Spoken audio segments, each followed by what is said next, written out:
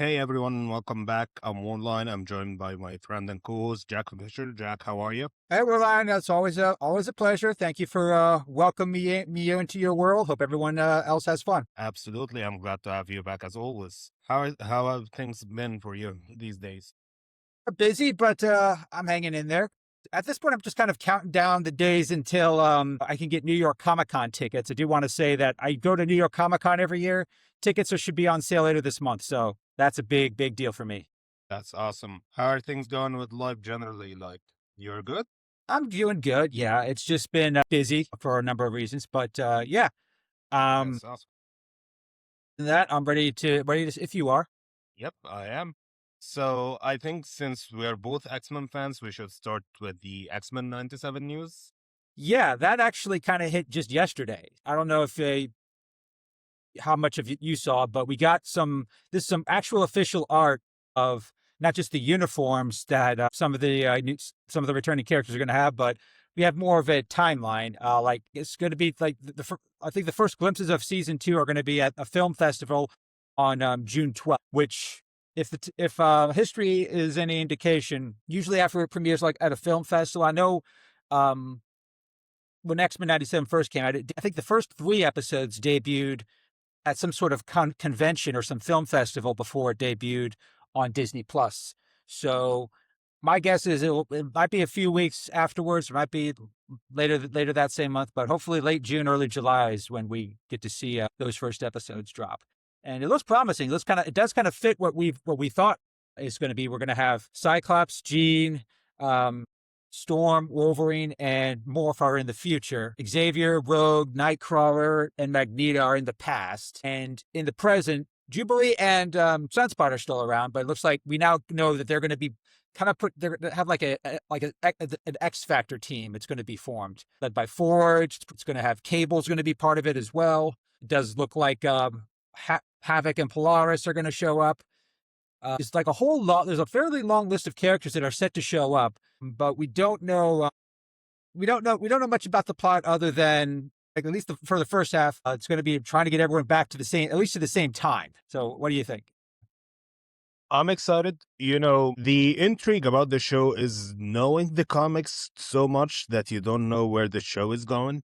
Mm-hmm. Because, like, just like last season, it's gonna take a lot of different elements from a lot of different comics, Mm-hmm. and you just don't know what's gonna happen. Like, similar to last season, it's gonna take some stuff from the Morrison run with X Corp. We know that Yes. the team now consists of Cyclops, Jean, Rogue, Nightcrawler, Bishop, and who else? There is someone else.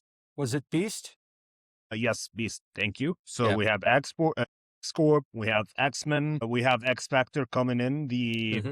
is X Factor, like as you mentioned, like you have a little bit of the Peter David original X Mm-hmm. Factor merged with the Forge X Factor that Mm-hmm. came later after Peter David's run. Mm-hmm. We also have who else? We also have like Cyclops and Jean in their original X Factor look, but Yeah, I saw that's that. gonna be their Rebels look. So Mm-hmm. like we're merging X Factor with Adventures of Cyclops and Phoenix a little bit. Yeah, I think the Funko Pop spoiled that. Yep. The Funko Pops and the leaked trailer from like 2 years ago, like Yeah. there was a scene in the trailer with like Jean and young Nathan, and Yeah. Jean was in the X Factor uniform. Mm-hmm. Yeah, it was hard to see though, because we've never that trailer's never been officially released for some reason. All the only Yeah, footage we have is looks like it was recorded from someone's cell phone. yeah. I don't know why they didn't release it yet. Especially like we're talking about the show debuting within a month, maybe. Like, Maybe, yeah. yeah, most people talk about early to mid June. So like right, it's supposed to come out right before Spider-Man, like after the Punisher special and right before Spider-Man. Yep. Yep. So yeah. Yeah. I haven't heard much about the Punisher special. Have you? I've seen the trailer that they put out a few weeks ago, as well as like John Berthnall talking about it. Uh-huh. But I don't think that there's a lot to say about it because like the special is like somewhere between 40 minutes and an hour. Mm-hmm. It's more or less an episode of Daredevil or something. So talking too That's much fair. about it would spoil it. Yeah. Similar to how every couple of weeks they release a small teaser for the next couple of episodes. You Yep. can't really show more. Yeah, it makes sense. But I'm excited. I think that it's great to see Marvel like focusing on something that works, which Hmm. especially with the shows, because like as much as I've loved the early shows, they didn't really have the formula to do it well. Hmm. Falcon and Winter Soldier, WandaVision, Hmm. okay, I love these shows, but Marvel was making 6 hours movies and not shows. So like they didn't Yeah, know how to make shows, and for like that just didn't work. So I'm yeah, glad that they're sticking to a formula, and I'm excited like for 97 and Friendly Neighborhood Spider-Man as well. It's supposed to come out right after 97. yep, Yep. And the idea that they are gonna keep these shows running for a few years, like every year you get a season, is great to see.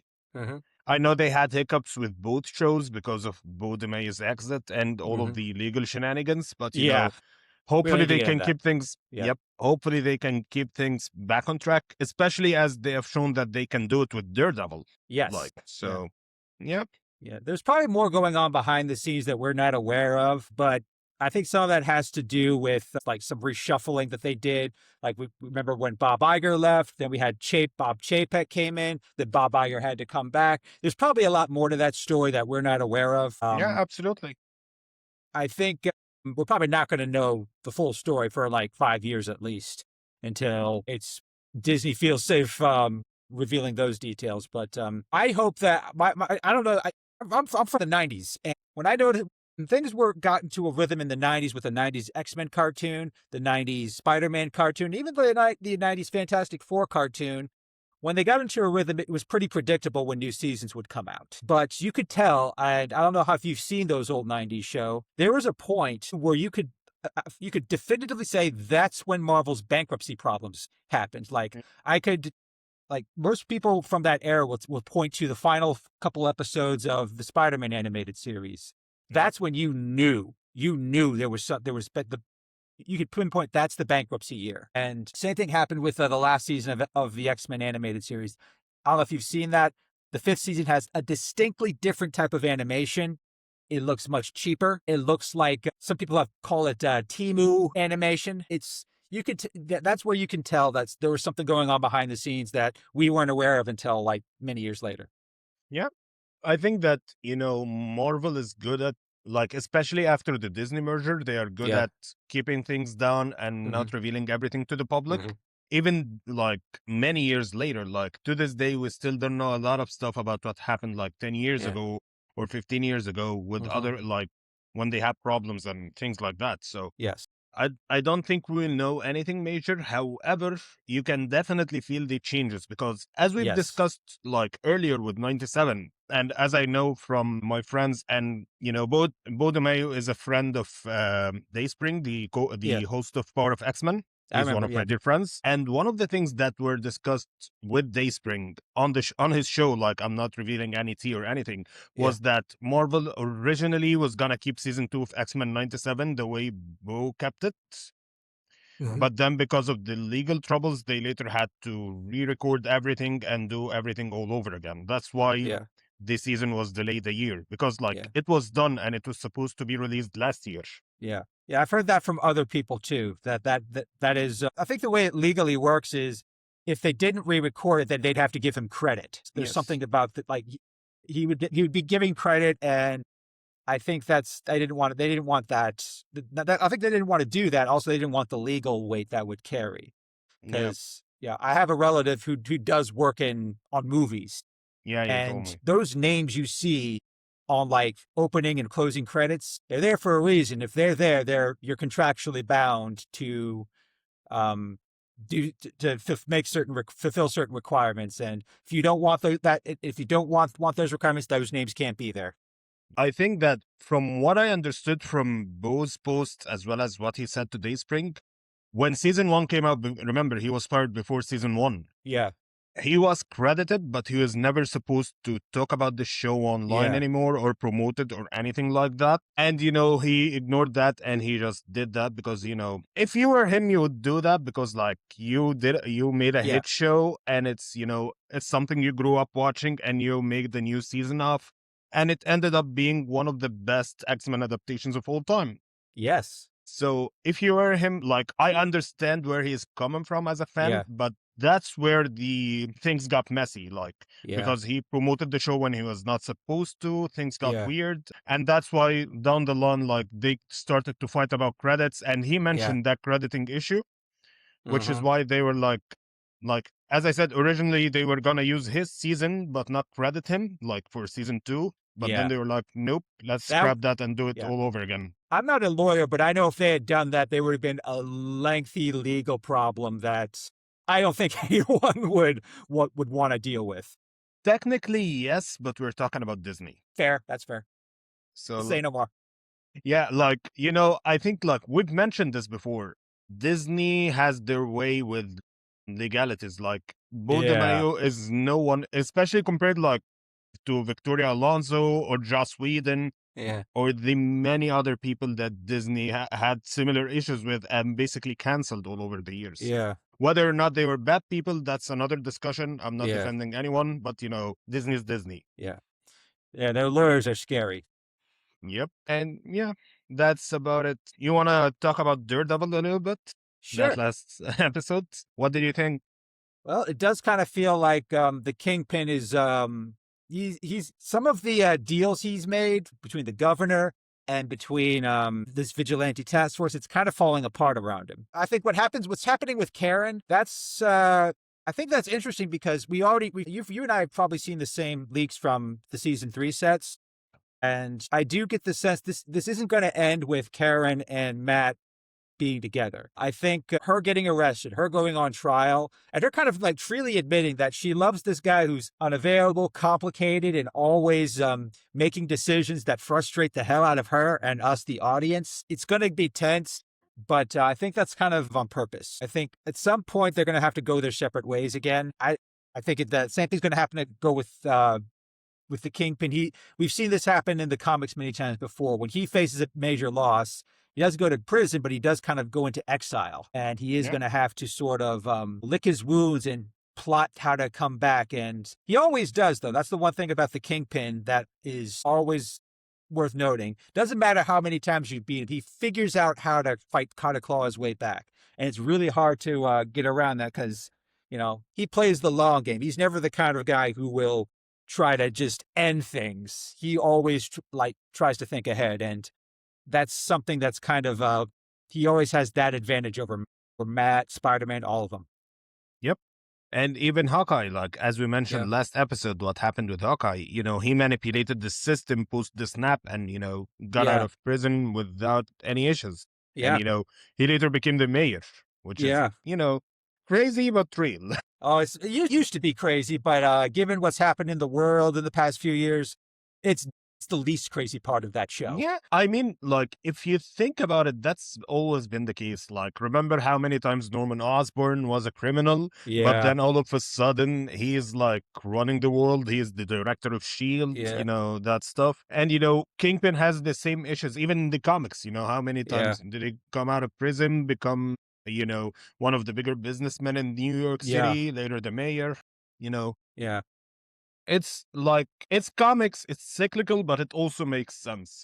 Exactly. It's kind of it kind of reminds me of, I don't know if yeah, I think the kind of like it's how the Frank Miller run goes, and how I don't know if it was that run where the Kingpin is kind of the only currency he deals with is power, whereas other criminals, they obsess over money, they obsess over like rivalries or getting revenge, but the Kingpin, the only currency that matters to him is power. And the thing is, this is actually, I think, a quote from the old Spider-Man animated series, controlling power is what he does best. And that's, I think that's the one thing I like about the Daredevil version of Kingpin. He almost never talks about money, if you notice. He never Yep. talks about how much money he has. He never talks about how much product he moves or how many crimes he commits. The Kingpin, he deals in power, whether he's Yep. has it in prison or whether he has it as a mayor. That's where, and he wields it better than pretty much anyone in that world, almost as better than anyone in our world for that matter. And that's what makes him so scary. Absolutely. I think that in the show, there is something interesting to say about it from the perspective that, he grew up in an abusive household and Yes. he hated being powerless. So Yeah. he wants to feel powerful. Yeah. Like he mentioned it a couple of times in the original show when Oh like yeah. I became a self-made man and I have money or whatnot, but that never comes out again because Yeah. to him, it's not about the money. He has the money. He wants the Yeah. power. Yeah. Yeah. He does. Money is one, does not seem to matter to him. Same thing happens with Bullseye. During the Dark Avengers era, I think I mentioned this in another, like Bullseye talks about all the money he made doing high performing hits, but it doesn't mean anything to him. He doesn't care about money. He does what he does because it's fun. Kingpin's a little more complex. He does what he does because he knows what it's like to feel powerless. He knows what it's like to have no power. And so his entire existence is having power and controlling it. And just Yep, having it is not enough for him. Controlling it is probably more important. absolutely. And you can definitely see that throughout his appearances in all of the shows he appeared in since 2014. Like Mm-hmm. he always cares about taking people off the board that might hurt him or like, Yeah. cause him to lose his power. It's never about the money. Yeah. But yeah, that's the fun of Kingpin. As Yeah. for Karen, I do not think she's gone away anytime soon, and I don't Yeah. think that her relationship with Matt will end. No. Especially like we are way past 10 years into this relationship. I don't think that they are gonna retread the whole cycle again of them not being together, then them being Yeah. together. I think it's just, however this season ends is gonna leave them separated, like similar to how things are now. Mm-hmm. She's in prison, he is running around being Daredevil, but like Yeah. that's not really a separation. It's just, a long distance relationship, I think. Yeah, yeah. It's an So interesting way of putting it. Yeah, the way that I do feel like the way that the relationship in this show is less toxic than what we got in the comics. I think that's a fair because the comics, well, Karen was way more less messed up in the comics than she ever has been in the show. I'm glad they kind of toned that part down. But the nature of the relationship is in this show. I won't say it's toxic, but it is complicated. I mean, the Karen likes Matt Murdock.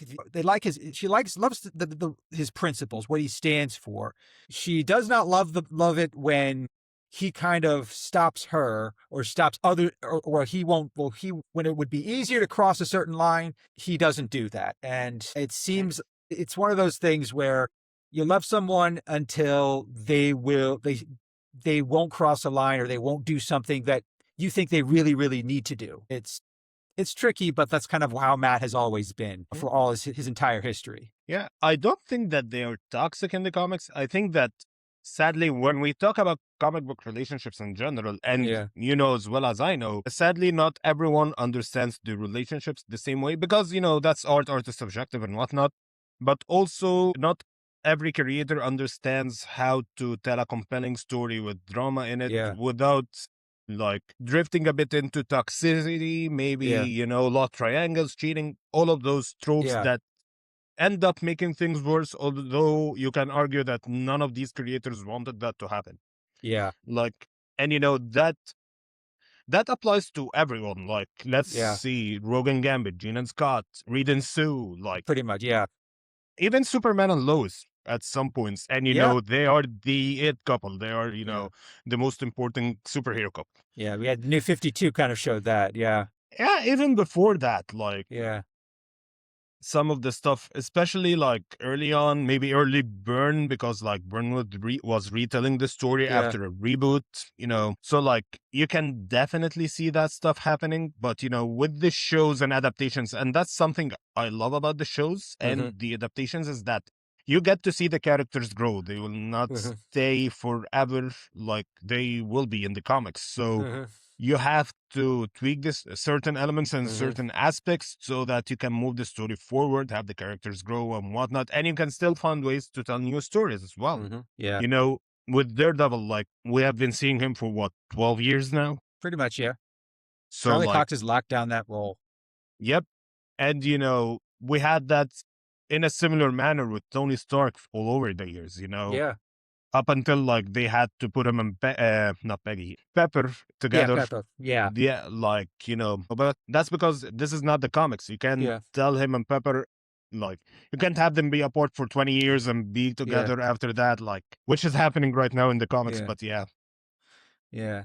Tony's And relationships in the comics have never been exactly consistent is probably the best word I can use. The movies will paint a very false picture of Tony and Pepper's relationship. Yeah, they have been involved in the comics in the past, but Pepper is not Tony's most noteworthy love interest. The comics, he's been with She-Hulk.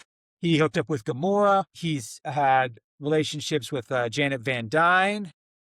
the worst relationship of them all. Let's just I agree to know. that. I wasn't going to say that, but yeah, that was one of those things that kind of goes without saying. But yeah, it's Tony. The movies, I think, did a good job of not, bringing that element into the movies because it would have been way too messy. I do sort of, I do see that they're keeping these a little simpler with Matt and Karen, because remember, I think it was in the last stream when we talked about how Matt seems to drive women crazy at every turn in the comics. He does that somewhat in this show, but it's a lot more toned down. Yep. And it's more understandable. Matt in the comics he does drive women crazy in the best and worst ways. Yeah. Those extremes are much more balanced in this show, and that I am very pleased with. Yeah, I think that part of it is that with growth comes healing because, especially like when you're dealing with the Netflix shows where you have had all of the adult elements that you don't really Mm-hmm. like, you don't experience in the mainline MCU Mm-hmm. because of like the TVMA nature of things, and how, like, what the characters go through and how they have to heal from it and be better. Like, we're Yeah. talking about, Jessica Jones and Karen Page, two people Yeah. who have suffered from being sexually assaulted, raped, and, Yes. like, some of the worst acts have been committed to them, Mm-hmm. and, how they later on down the line became better. Of Yeah. course, like, when we dealt with Jessica Jones throughout her series, you did it like you saw her slowly becoming, at peace with what happened to her and like Yeah. starting to heal, but it wasn't so much. And then, because of the time jump between like a season 3 of Jessica Jones and right now, we are talking about what, 10 years or so as Yeah. a time A lot jump. happens back then in that Yeah, time. so like, yeah, in that time, she got pregnant, she had her daughter, like Yeah. she healed. I'm not gonna Yeah. say that she's a different person because, She you still don't has a really drinking problem. change. Yeah, but like, she found happiness, she Yeah. healed, Mm-hmm. like, for a lack of a better term. She healed, and same As with best she Karen. could. Yep, which is not something that you can see in the comics because, comics are cyclical. You have to go, like, Yeah. tell the same stories forever. As we Yeah. mentioned, like, we just mentioned Janet Van Dyne, and, whenever you mention Janet Van Dyne and Hank Pym, Yeah. even We know what though, that leads to. Yeah. like, we are talking about it 40 years later, and 500 times in which Hank Pym has been redeemed, but you always Yeah, have to but go never back to that enough. same Yeah. story. Like, it's always that same story. And even with like retcons, as Jim Shooter said that it was meant to be an accident, and how many times you reckon that, but then, Yeah. like, it's always gonna be told, like, the same story is gonna be told because, I don't know, Yeah. no one else has any other stories to tell. Some comics are always going to be infamous. I don't know if we want to talk about Avengers 200 by chance. Yep. The less said about that, we could maybe talk about that some other, but that's one of those comics that if Marvel had a time machine, they would undo that ever being written. I think that I think they mentioned it once or twice in the recent comics. I can't Yeah. remember if it was Jeb McKay or maybe Captain Marvel, but like it was a brief mention, and Yeah. like other than that, no one talks about it because Carol Danvers as a character has went through like crazy shifts over the Oh years, yeah. especially since like 2012. Oh yeah. And some of them are good, some of them are bad. Yeah. Like, yeah, for me, like, Carol Danvers is best. The best run for her, in my opinion, was that 2005 runs by Brian Reed, which Mm-hmm. ran for 50 issues and had a lot of spin-offs between a Captain Marvel Mm-hmm. miniseries, a few one-shots. Like, that one was great. Like, it told the Yeah. best Carol stories ever, in my opinion. Did it then also cross over with some of the events of Civil War as well? Yeah, like, it's like everything else at the time, it had crossed over with everything, a Mm-hmm. single event. Like, it got launched out of House of M. Like, the initial plot was that what's Carol doing after House of M? And Uh-huh. then like you went through Civil War, Secret Invasion, Siege. Mhm. Like it went crazy, and it lasted until right about AV, like when Mhm. AVX was starting, Yeah. and that's when you got the shift to Captain Marvel. Yep. That was around Kelly Sue DeConnick when she Yep, took over the. Took. yep, not my favorite run. I think that Kelly Thompson got close to like doing something similar to Brian Reed, Yeah. but she spoke about, like, she herself spoke about it with the Comics Collective podcast years Uh-huh. ago, and she said that sadly there is a certain limit of goodness that you can get in Carol stories because of Mhm. like Marvel editorial, especially Yeah. like post multiple assassination attempts of the Yeah. characters, like between what Kelly Sue DeConnick did to what Bendis did. Uh-huh. Like, they have a lot of mandates regarding her that's sadly not that good. Yeah. Mandates from editors are usually the kiss of death. Yep. And unfortunately, those do come down regular. They always have. It's just a matter of which writer manages them the best. Absolutely. And I think that, they are needed, but not to the extreme level because, like, Yeah. they always existed and they led to some of the greatest stories being told, but, they don't have to be extreme Yeah. to the point that they tie writers so much Yeah. that they can't write anything anymore. Yeah. And that's the Yeah. problem with Spider Man. And to an Yeah. extent, it's the problem with Carol Danvers. I think Spider-Man has it the worst though. Absolutely. Because I mean, I know Carol's has her share of handicaps, but compared to Spider-Man, she gets off a little easier. Not the best, but definitely a bit easier. And now Kelly Thompson's she's writing absolute Wonder Woman, and without the, I don't know what kind of editorial mandates they have over there, but there's no close to what Spider-Man has to deal with.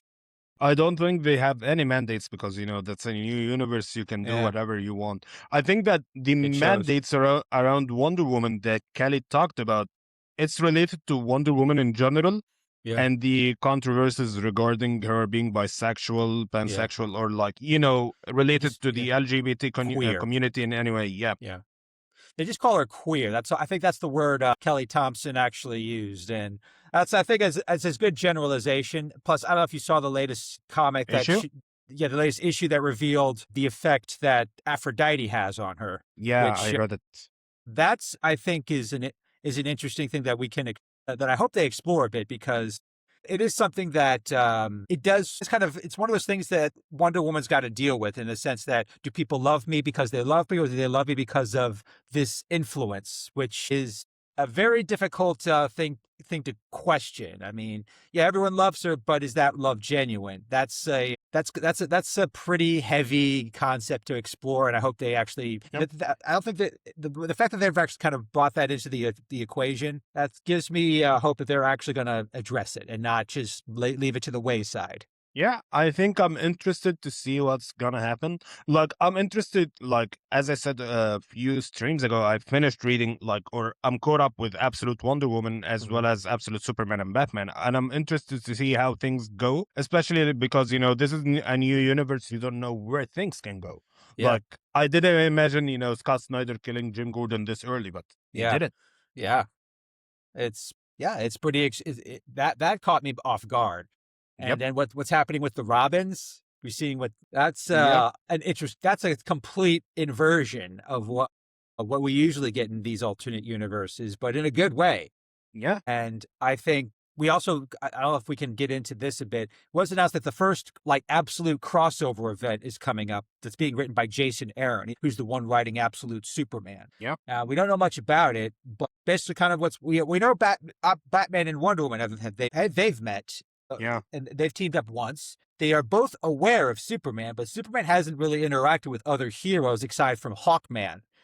And yeah, so that's going to be like all these heroes in the Absolute Universe they're kind of in their own sort of domain, but there's a narrative reason for that. We see like I think it was Absolute Evil. I don't know if you've read that one. That Yeah, I read it. like the villains are all working together. They may have they're still like have their own interests, but the fact that they kind of are secretly working together, they're coordinating, they're aligning their interests. Like Yeah, they they're the have Justice League.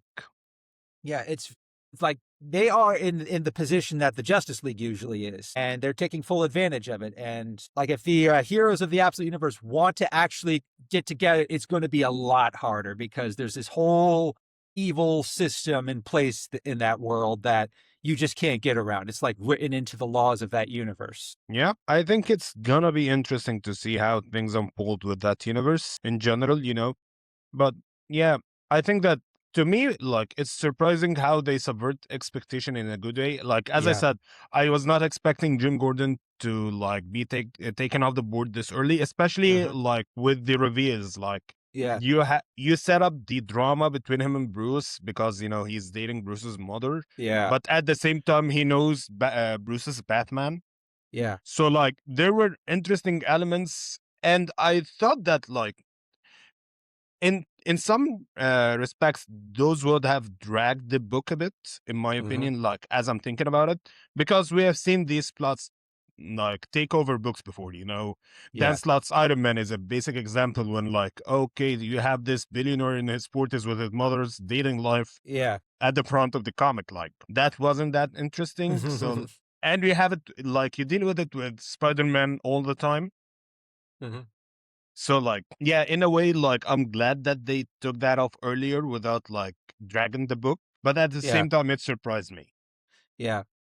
But it's one of those, the thing about the Absolute Universe I do like is they have those shocking moments. They don't try to have them every other issue. That's Yeah, because that's like a problem the old Ultimate Universe fell into. That's like every a few issues they had to do something shocking and horrifying, but after a while, it just everyone just kind of became numb to it. It was like, this is you expect us to be shut this. You're going to destroy everything like this, or this is supposed to get us invested. Yeah, Absolute has kind of taken a more measured approach that I think is going to pay off more in the long run. I know we've yeah, got Absolute Green Arrows coming. I think we yep, saw designs for Absolute Black Canary. yep. She looks a lot more, a lot less glamorous and a lot tougher in the Absolute Universe, and I love that. And also, I am somewhat more interested in seeing what's going to happen with Absolute Lois Lane, because Jim Gordon isn't the only casualty that we've seen in Absolute so far. Lois's father was also The casualties, one yes. of the casualties, yeah. So, and like so much in the comics, Lois is like has a very antagonistic relationship with her father, but in Absolute, she's very much a daddy's girl. Yep. There are times when her facial expression, even, I don't know if this is on purpose, but if you look at her facial expressions in some of the early Absolute Superman comics, they look a lot like her father in like the mainline DC continuity. That makes me to believe, yeah, she's probably going to have like that reporter angle at some point, but I don't know if that's going to be her primary role in Absolute. I mean, Yeah, at some point she and Superman are going to become a thing, but absolutely. it's a matter of what's her role going to be. Lois has always been like the truth part of truth, justice, in the American way, but truth in the Absolute Universe doesn't mean the same thing it does in the regular DC universe. So how is she going to play that role if that's going to be her role? Yeah. I think it's interesting. Like, it's gonna be interesting. We just saw her like in the Daily Planet, but she didn't get the job. Yeah. So what will happen next? Yeah. Like we'll have to wait and see. But I don't think that she's gonna be taken off the board. Like, Uh-huh. she's Lois Lane. You can't take Jim Gordon off the board, but Yeah. you can't take Lois Lane no No, matter no. which universe it is off the board. Yeah, she's too integral to Superman's story. Yeah. And at the moment, she is the only point that connects Superman to humanity, like in a Exactly. similar way to how Dr. Manhattan and Silk Spectre had it in the Watchmen comics. Yeah. Like, you know, because unlike mainline Superman who grew up on Earth, like with Earth parents, this Superman is an alien. He Yeah. does not understand anything, like, Yeah. and the only connections he has are to Lois and And to a Jimmy. lesser extent, Jimmy. Yeah, those are limited connections. That alienness of Absolute Superman is kind of really. I'm glad that Aaron has kind of played that up more than we've seen other versions of Superman. I mean, there's a lot of Elseworld versions of Superman that are just so out of character. It's kind of hard calling them Superman, but with Absolute they kind of have walked a good line. I mean, he is still kind of he still as is that idealistic, morally absolute type of hero, but he's very much like the human side of him isn't hasn't matured yet. That's still growing. You get the sense Yeah. that he's still following that path. He just can't take the same route he did in the regular comics because the Kents are already gone. But he does Yep. have human connections. He has Lois. He has Jimmy. The people of Smallville, like they are they've all connected with him because he's the reason their town survived, Yep. and that's going to I think that's going to be sort of the catalyst that makes that humanity element that is so powerful to Superman is going to come from in this universe. Yeah. I think that the interesting part is that unlike the new 52, where he was like alien to the point that he is not Superman anymore, and Mhm. similar with the Zack Snyder version, Yeah, this Superman, he is idealist. Like even yeah, when you see his story on Krypton, he is an idealist. He is yeah. just his idea of idealism comes from a His different, like parents, yeah, his parents, and living on a different yeah, planet. So they are different from Earth's versions, and they are different because this is the absolute universe, yeah, the universe impacted by dark side. So everything is different there. So yeah, like on multiple levels, like he's the same guy, but he is affected by the surrounding to yeah, the point that you can almost say that he is not the same guy anymore, but yeah, he is the same guy. yeah, yeah. He's still Superman, but being Superman in the absolute universe is a lot harder and a lot more taxing, if that's the right word, Yep. because if he wants to be the Superman that this universe needs, he's not going to have the same thing. He's not going to have the loving family that on a farm that he grew up on. He's not going to have this fortress of solitude. Doesn't even have his dog. He Yep. does have his cousin. He has Lois, but Lois is kind of he's really not sort of he's not his partner yet.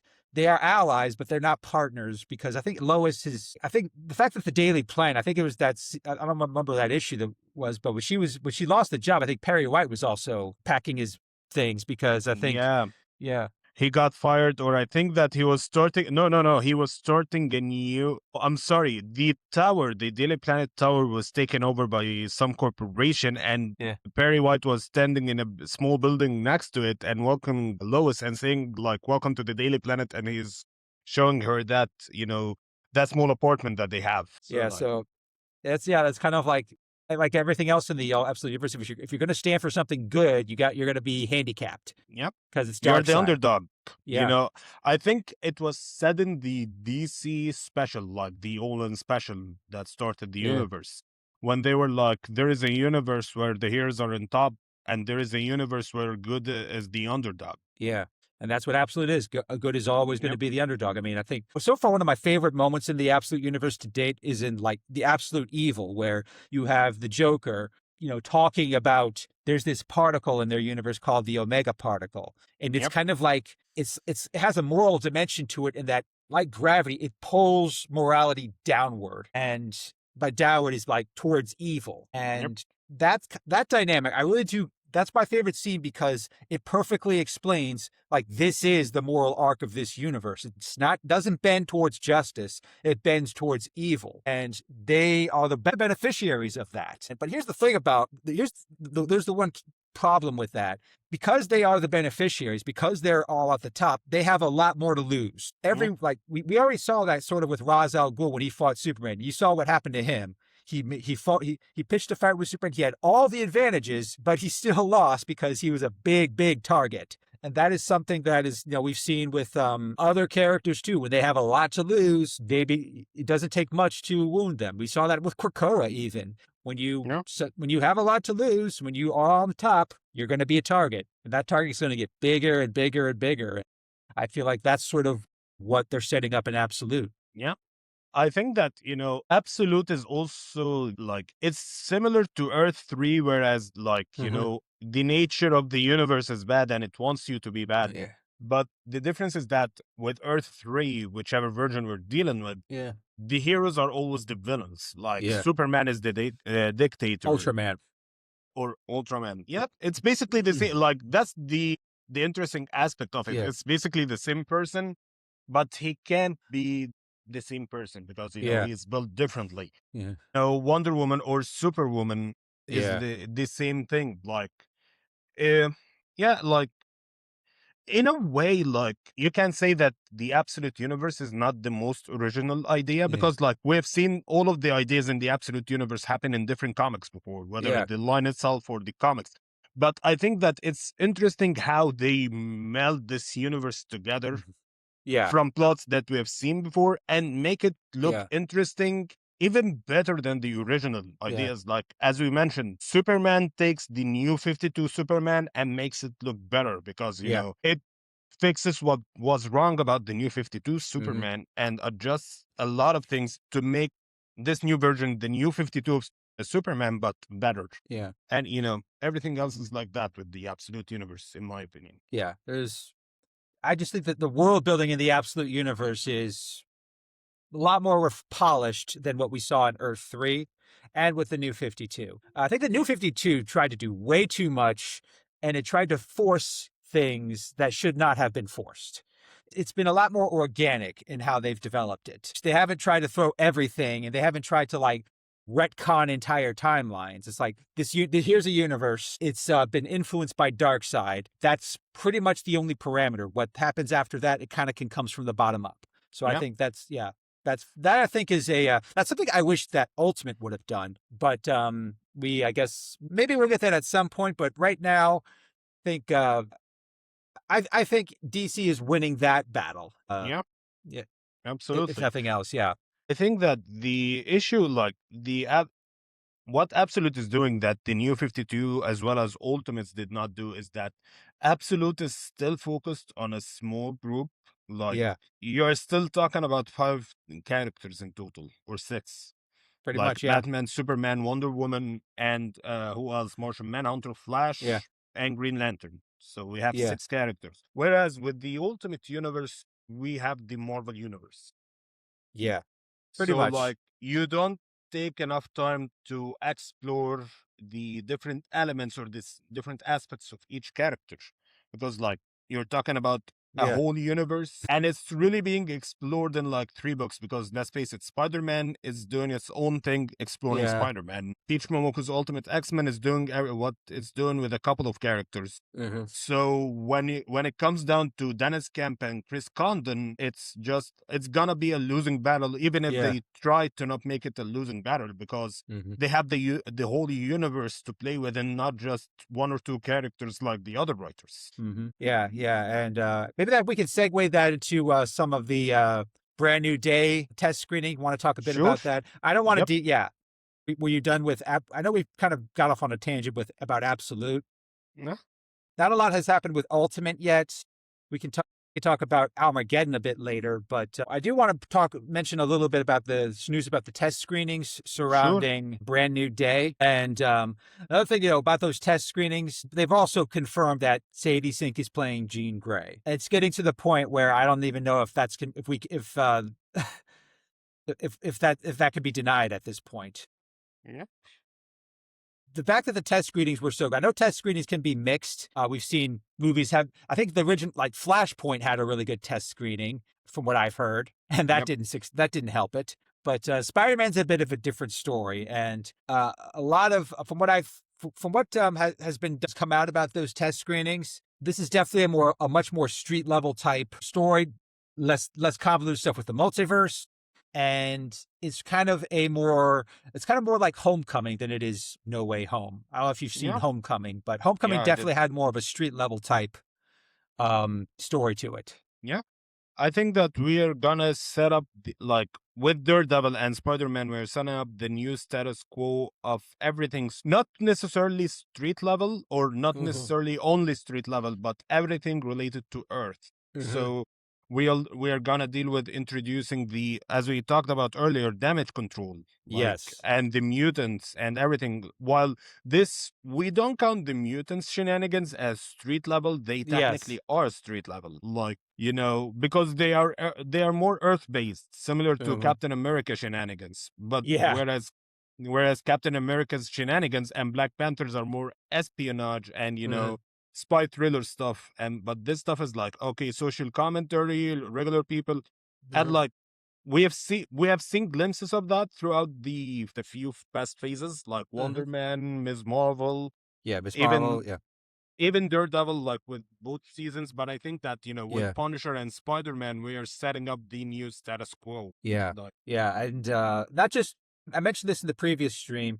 Damage control is definitely starting to become an issue, but so is Valeria de la Fontaine. She's basically becoming the anti-Nick Fury. I mean, she hasn't shown up in Daredevil, but her name has come up. yeah, So I does kind of she is kind of, I feel like she's sort of the one she's trying to reorganize S.H.I.E.L.D. and she's trying to reorganize the Avengers, but it's a non-heroic version. yeah, Whereas, like, yeah, if it's not so much they don't want to police people with superpowers, they want to control them.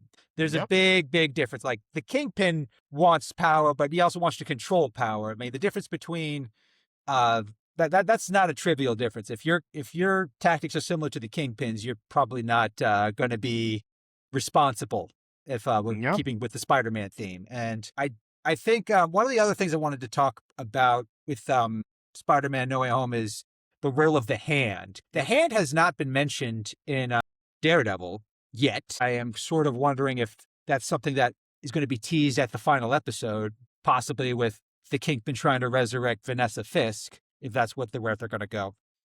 But Maybe. the fact that the Hand, we don't know their role. I have a theory. If you'll allow me, Yeah, sure. I think we know Tombstone's going to be in this movie, and we know Damage Control is going to be in this movie. I think the role of the Hand is going to. They're going to. I think what's going to happen is that Valeria de la Fontaine, Thunderbolts, that whole angle. They're going at they got their Avengers from Thunderbolts. They've got their Shield with Damage Control. But what about magic? They don't have their Yep. Doctor Strange. We don't Then, we don't know what Doctor Strange is up to. yep. But you know who does deal in magic? The And Hand. Yep. My theory is that the Hand is going to become the mystical wing of Valeria de Fontaine's little group. That's one, my theory. you're thinking that she is basically establishing Wand in the comics. If you remember, Yeah. that was the Shield division Yeah. that became like, is that like it dealt with magic stuff. But yeah, I can see that happening, especially like, as we're talking, like Marvel right now is setting up different aspects for the different elements they want to use. So Mhm. like we know that they are setting up Midnight Suns to some extent, and so we're talking about magic in different ways, and we have tackled it before. Like we have Doctor Yes. Strange, Wanda, Wiccan. We've dealt with it in some aspects of Ironheart and Moon Knight. Yeah. So we have Blade whenever that comes out, if it ever Yes. comes out. If Yeah, like we have that aspect of it, and of course what they had added on from like the Netflix shows, as you Mhm. mentioned, Daredevil. We also dealt with it a bit in Luke Cage, if you remember. So like they're gonna streamline things like for magic Yes. specifically leading up to Midnight Suns. Mm-hmm. They have been teasing a lot of like Captain America and espionage stuff Mm-hmm. a lot Yeah, of the times, like especially like with phase 5, like Captain America, Thunderbolts. We have like Falcon and Winter Soldier, Black Widow. Like they have been teasing that Allegra is gonna do something like when it comes to like having power as America, and Yeah. they dealt with that a bit in Wakanda Forever and Captain America, like more so than Thunderbolts. Like in Thunderbolts, you saw some of her actions leading to the birth of the century, whereas with Wakanda Forever and Captain America, she was Yeah. like, let's control like what we can. Mhm. Let's go to war against Wakanda. Let's Yeah. go control adamantium, vibranium, whatnot. Like she is some sort of basically they want to adapt the Dark Avengers era, but Yes. you don't have Nick Fury and you cannot use Norman Osborn show. Not So yet. she is the person in between. Like she is basically an amalgamation of both characters from that Mhm. era. Exactly. And I think if she wants to have that Dark Avenger, you need someone who's like Doctor Strange. Having the Hand at her disposal will be like the first step in getting into that mystic realm. I don't know if they're going to try to find someone else. I don't know if they can get Baron Mordo. Absolutely.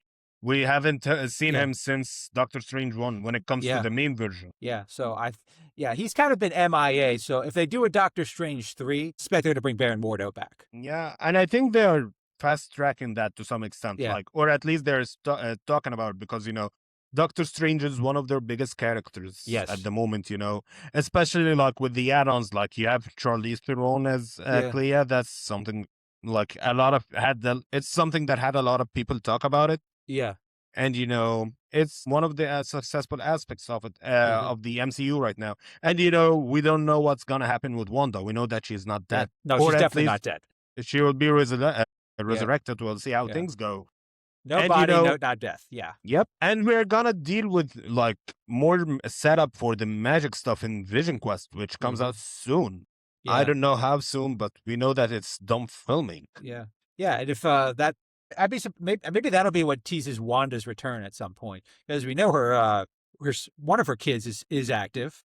Both of them. Yeah, both of them are, I think, but one of them is kind of in a state of limbo. Yeah. Yeah, but they're I think. both in Vision Quest. That's Yeah. my point. Yeah. And I think, yeah, Vision Quest's going to change that. And also, I think, didn't James Spader, isn't he's going to lend his voice again to that? So Yeah, like he'll tease the he's return of Ultron. he is Ultron.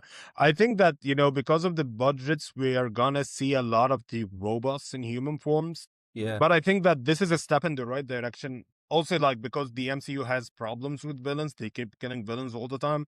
Yeah. But with robots, like, it's easy to bring back Ultron. Yeah. It's easy to bring back Vision. In my opinion, I think that they should bring back, what's his name? Arnim Zola. Yeah, Armin Zola, he'd be an interesting villain. I mean, yeah, he was only just he was just an AI in Winter Soldier, and Yep. it'd be very easy to have him have a backup version of himself. I mean, he's the kind of guy who would probably have something like that lying around. And Yeah. yeah, they could do that. I just don't think they will. I think they want to go back to the well of Ultron because they need a big threat for this new upcoming bit of this new wave of Avengers, and bringing Ultron back into the picture would qualify. And if they bring back Captain America or Steve Rogers for like the foreseeable future, who knows what will happen next? Because like, I think that, Steve Rogers is definitely coming back to stay. You can have Chris do 10 more years of Captain America. He is still young, Yeah, relatively, yeah. Yeah. So, and speaking of that, there was a topic from last stream that I wanted to mention related to Steve Rogers that I wanted to take hear your thoughts on and perspective. Okay. And it's the topic of redundancy. Like, how we talk about in the comics when they kill Jean, they replace her with Emma, and while they are different characters to the editorial staff, they were like, this is Jean's replacement, and so what happens when both coexist? There's a redundancy, that stuff. And I think that, this is a funny thing to consider, especially right now with the comics and the MCU and the way the MCU takes from the comics and influences it in a negative way. Like, for instance, Peggy Carter that's in the MCU, whether or let's say Haley Atwell's Peggy Carter, whether she is in any shows like Agent Carter or anything. Yeah. She is more like, she's basically Sharon Carter. Like, pretty much. Peggy doesn't have a character, but, in the MCU, she is being adapted into being Sharon Carter throughout the whole era in which Haley portrayed her. And, that's cool. But then you got Peggy reintroduced in the comics. So now you have basically two Sharon Carters and you don't know what to do with them. Yeah. And in a similar manner, the MCU doesn't know what to do with Sharon Carter because of that. And, we have a lot of that going on lately. You can talk about Moon Knight introducing Marlene, but an Egyptian version of her in Layla al-Fuli. And then we have both characters existing in the comics and, how both of them are redundancies. Who else? We have Valkyrie. We have two versions of Valkyrie at this point. Yeah. Two versions of Wonder Man, two versions of like almost every character that has been altered for the MCU, or more accurately, he is being portrayed by an actor of different gender or race in the MCU is getting a redundancy. And that ends up like destroying the IP as a whole, because at the end, neither of the characters are being used. Like, for instance, like Peggy and Sharon, they both exist in the comics. You don't see anything happening with either. Yeah, pretty much. Yep, the Valkyries. We have like two Valkyries, like as in the MCU Valkyrie and the original, and we have Jane Foster, and nothing is happening with the three of them. We have, Wonder Man. I know that the new version is not introduced yet, but Wonder Man has, like it's coming, and Wonder Man as a character without redundancy was not used enough, because he was the redundancy to Vision for a long time. So like, I don't know what's happening here, and I want to hear your thoughts on that aspect, especially like with Jean coming, X-Fans talking about Emma Frost all the time, and what will happen with Jean and Emma, especially because like, their adaptations are like they depend on addressing this element to an extent, because, they can't deal with it like the comics anymore. Yeah. Well, when it comes to redundancy, I think some of that has to do with like some of the plans got to. I think one of the issues with the MCU is after Chris Evans stepped away briefly and kind of gave the shield over to Sam Wilson, I don't think that transition was handled effectively. I mean, at the end of Endgame, he gives Sam the shield, but then we have this whole thing going on in Falcon and the Winter Soldier where he wasn't wielding the shield. It's like, wait, why was this necessary? I mean, I like that this show, don't get me wrong. I like that they gave us Isaiah Bradley, but it kind of feels like whatever plan they initially had, it was kind of tweaked or changed, or if they didn't think it through. It kind of comes back to trying to force things and trying to make work these conflicting plot points. Like the same can be said for Peggy Carter, because in the MCU, someone needed to sort of play that Sharon Carter role that we've seen in the comics for years. Because in the comics, Sharon Carter's kind of like Cap's, one of his most iconic love interests. Peggy Carter, and the shield agent, and like the interesting dynamic. I'm sorry to cut you off, but the interesting dynamic between them, both of them, is that she drives Captain America to work with Shield all the time because like she loves her work, she loves being an agent, and all of that stuff. And while Peggy is non-existent in the MCU post the first Avengers for a while, that's what drives him into working with Shield. Yeah, exactly. And that's one of the things about Peggy in the MCU that I feel conflicted about. One of the things that I think the best Peggy's story should have ended in the Winter Soldier. I really think that if you had just had Cap, like sit by, Peggy, she's elderly at that point. She's on her deathbed. Let that be their goodbye, and let that sort of be their send off. I think that would have been a good way to cap that story. But then, of course, Endgame comes along, and they have to revisit it, and I think that kind of devalued that particular plot point. And then you have then you have Marvel really pushing Captain Carter from What If, which was kind of felt, I think that was more like Haley Atwell. She wanted that. Someone in Marvel Studios wanted that. That would not have happened unless someone was pushing for it. I don't think it was Haley. I think it was what's her name? Victoria Alonso. Okay, that makes sense, actually. If that's the case, that makes perfect sense. But pushing that and then having her show up in Doctor Strange in Multiverse of Madness, and then trying to having that occur while trying to make Sam fill the shoes of Steve Rogers, it's kind of sending mixed messages. Like, do you want Sam to be the new Captain America? Do you want Peggy to take that role? Or U.S. agent, and you want John Walker, and they teased Bucky a little bit. Also, like if you remember, in the middle of Winter Soldier, Bucky was like, "If Sam doesn't get the shield, I'm getting it." Yeah, there's that. Bucky became Captain America in the comics for a while. Yeah, and just feels like there was not a consistent vision, and that's something that the early phase of the MCU clearly had more of. But since even going before Endgame and especially since Endgame, that vision has been sort of all over the place. Like they don't want to get rid of this character. They don't want their story to end. And, they didn't let they could have let Peggy's story end in a way that was appropriate, final, definitive. But no, they had to, bring it back and try to, give Captain America like a happy ending. But it kind of feels like, it does kind of feel forced, and maybe there's another way that could have worked. I still have mixed feelings about how Endgame ended with Captain America. Him kind of, having that moment with Peggy Carter, despite Yeah. saying goodbye to her, despite kissing Sharon Carter in Civil War. I'm like, it just kind of doesn't fit. And I have mixed feelings about that. Yeah. I think that, the thing is that, like, what Joe and Anthony Russo talked about openly is that, while both Peggy and Sharon are basically the same character in the MCU, or Mhm. like they're the same character under different skins, it was intentional that they have him and Sharon Carter be together, like, Yeah. with Civil War and afterwards.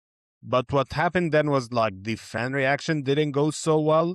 So they Yeah. had to, retract on that. And, there was even some early scripts from Endgame had them together. Like there are some, I can't remember if they shot it or if it was just in the script, but they confirmed that Sharon Carter was supposed to be in the beginning of Endgame with Cap and the others being Captain America's ex-girlfriend. That's an And that's, interesting. They yeah, could they could have developed that relationship organically, but that would have taken work. yeah. And, that's why when things didn't work out with Endgame, they had her involved in Falcon and Winter Soldier. Yeah. And we haven't Yeah, really heard much from her since. yeah, She wasn't in Thunderbolts. She wasn't in Black Widow. yeah, She's been kind of like an afterthought. Like her story has been like, written out, and I think that's one of the things that I think has kind of derailed Captain America's story in the MCU, and it also kind of made that's a big part of why the transition between Steve and Sam was so clunky, and then throw John Walker into the mix, and yeah. it's And just COVID. I yeah remember that yeah Falcon and Winter Soldier was one of the shows that were affected heavily by the COVID-19 shenanigans. yeah Like, I think that they altered a lot of plots, and sadly, Sam ended up suffering the most because, like, if you remember, there was that whole thing about Bucky's, dealing with that person, like that he yeah killed his son, and they cut that most of that out, but they kept the tone in, and that served the character. Whereas with Sam, they just had to cut everything out, or almost yeah. everything out. So like Isaiah Bradley benefited, Bucky benefited, everyone benefited but Sam. Mhm. Yeah, COVID messed a lot of things up, but yeah, it shows in that show. Yeah, But I do like. Well, I do think if they have just focused more on Isaiah Bradley, I think he kind of saved that show for me. That yeah, plot with Isaiah Bradley. yeah, Like if you want to have focus, if you want to, I would have watched an entire series that just focused on. I don't know if you read the 2003 Ed Brubaker story about Isaiah. I would totally love it if they had made that a show. That would have been a really cool miniseries, but that's neither here nor there. was Red, White and Blue written by Brubaker? Yeah, someone like it might have been Brubaker, yeah, or someone. It came out at the same time, but I don't think that it was by Brubaker. I'll have to look into. Yeah, but it was. I know it was around 2003 when that story came Yep, out. it's 2003. And I don't need to remember that because Eve Ewing reminded me of that. Okay. Yeah, but the it's gonna be interesting to see how things go forward for Cap and Peggy, especially like they're gonna be in the present soon. And if they are gonna keep Captain America, I assume that they Mhm. will keep Peggy and his and Yeah. their son as well. So will she become more of a Sharon Carter in the mainline MCU? Like as I said, you can say that she is filling the Sharon Carter role when you watch the Agent Carter series, the 2 season show that came out in what 2012 to 2015, around that hmm time frame. Sounds about right. Yeah. Yeah, so if she fills that role in the MCU finally, will she be good? I hope so. hmm And I'm excited to see what comes next. And for Sharon, I don't know. There was a theory in when Falcon and Winter Soldier came out that she could be Mystique, and honestly, I'm not gonna I hate hope it. that's no. Yeah, I would rather that. I'd rather that not be how Mystique enters the MCU. There are many. I have a lot of opinions about how to work mutants in the MCU, but please don't make Mystique like use her as basically a scroll agent. That's kind of like a cheap cop out. Yeah, I don't know. I think that there were elements of it, maybe because of Madripoor and Easter eggs. Yeah, Honestly, it would be a fix, in my opinion. Or maybe have her be a scroll, or Sharon make it a Carter. scroll agent. Yeah, Sharon Carter as a character never existed, and she yeah. was a scroll the whole time, or something like that could I'd work be fine with easily. that. Make it a Yeah, scroll agent or some kind of agent from the hand, because the hand can create like, duplicates. yeah, or make her an LMD. Yep. LMDs are a thing in the MCU. Are they? Are they not? I honestly don't know. Yeah, Like, it they are in the depends on. MCU It Agents of depends Shield. on. Yep. If you count Agents of Shield as Yeah, canon or not. yeah, that's a big gift. Oh, by the way, I just fact checked. Yeah, it was actually Robert Morales is the one who wrote Isaiah Bradley with Red Riding Hood. That was in 2002. Yep. So yeah, I just wanted to fact check that. Awesome. I think that, this is interesting, but I think, as I said, Sharon Carter, while I love her in the comics and I love the portrayal of both like actresses in the MCU, like of Sharon and Peggy, I think that this topic will become more important to discuss and see how things go with it when it comes to more important characters. As I said, we're talking about Jean Grey and Emma Frost. And, Yeah, a lot of people find it terrible that Jean Grey and Madeline Pryor replaced Emma in season 1 of X-Men 97, and they yeah, will do so as well in season 2. Whether Madeline is in the show or not, I don't know, but yeah, like Jean is basically filling Emma's role in season 2.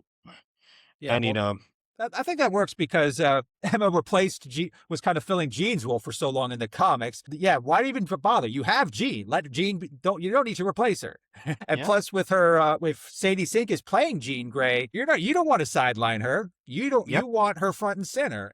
That's kind of what I hope we get from with Spider-Man Brand New Day, because it's essentially if they're going to really use this as a way to introduce Jean Grey, you're essentially introducing her in a story where she's not part of a love triangle like she was in the Fox X-Men movies. yep, She's not just Cyclops' girlfriend like she was in the early X-Men cartoons.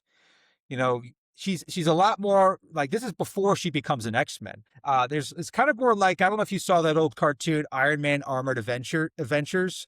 There was one episode where Jean Grey was a guest star.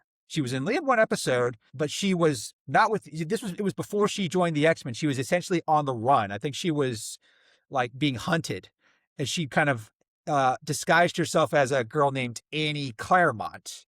If you know anything about Jean's history, you know why that name is Annie, relevant. yeah, I Yeah. understand, yeah, And I feel like if they're going to use this, if this is how they're going to bring her into the picture, make Jean sort of the catalyst. That makes sense because you and I have said this in past streams. Jean Grey is the heart of the X-Men. Xavier's the dreamer. Cyclops is the leader. Wolverine's the warrior. She is the heart. If you're going to build the X-Men, you start with the heart. yep, And that's going to, and I think Sadie is already, I think she's confirmed for Secret Wars. We know that. yeah. Maybe she'll be teased in Doomsday. Haven't heard anything about that, but if she's going to show up, you're going to want her and Jean front and center. Yep. And I think that, Marvel has learned their lesson from sidelining Wanda for a while, Yeah. as well as, Jean's importance to the X-Men and, how popular she is between the Yes. Dark Phoenix saga, Marvel Rivals, the Yeah. 97 cartoon. Like, I Yeah. don't think that they're gonna do what they did in the early 2000s, where, like, they sidelined her. Yeah. Yeah. They tried to replace her and it didn't work. All that did was, yeah, Yep. Jean's. Yeah, I've mentioned this a number of times on social media, and whenever I had debates, it's like they kept Jean dead for 15 years. They tried to replace her with Emma, but still didn't work. There was always a desire for her to come back in some form, because even when she was dead, you felt her influence, you felt her absence. Yeah. And now we have a chance to see the reverse. What does Jean function in a world where there are no X-Men? There's not. She isn't a dreamer like Xavier. Mhm. She doesn't have, a strong, strong friendship she has with someone like Storm. She doesn't have her love interest in Cyclops. What kind of Jean Grey does that create? Karen Could reunite, Grant. yeah, kind of like, well, that's like Ultimate Jean. Yeah. A Jean Grey who's kind of has to manage, kind of fight to survive first, and then say, okay, what now?